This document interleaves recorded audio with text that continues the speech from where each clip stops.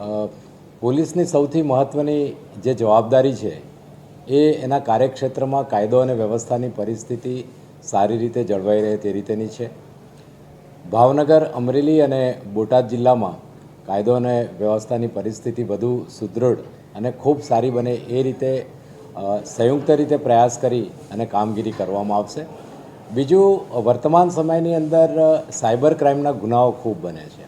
તો એક તો જનતામાં અવેરનેસ ફેલાય એ માટે કાર્યક્રમોનું આયોજન કરવામાં આવશે.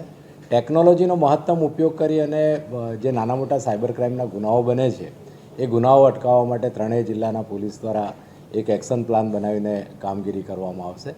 તે સાથે જે નશાકારક પ્રવૃત્તિઓ છે એને નાબૂદ કરવા માટે અને અંકુશમાં રાખવા માટે પોલીસ દ્વારા ઘનિષ્ઠ અને સનિષ્ઠ પ્રયાસો કરવામાં આવશે. સાથે સાથે પોલીસ વેલફેરની જે બાબતો છે, જે પોલીસ વિભાગના કર્મચારીઓ અને અધિકારીઓ સાથે સંકળાયેલી છે, એ વેલફેરની તમામ બાબતો ઉપર ધ્યાન આપવામાં આવશે.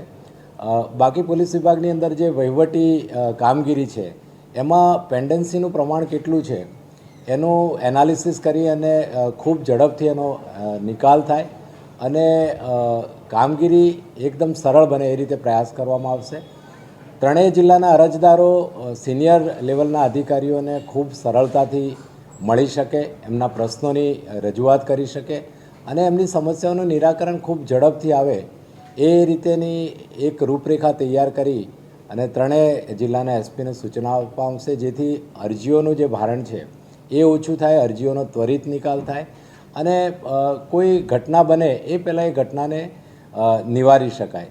સાથે સાથે પ્રજાની તમામ પ્રકારની સલામતી, એમની સુખાકારી અને શાંતિ બની રહે એ પ્રમાણે પોલીસ વિભાગ તરફથી ધ્યાન આપવામાં આવશે. સુરક્ષાને લઈને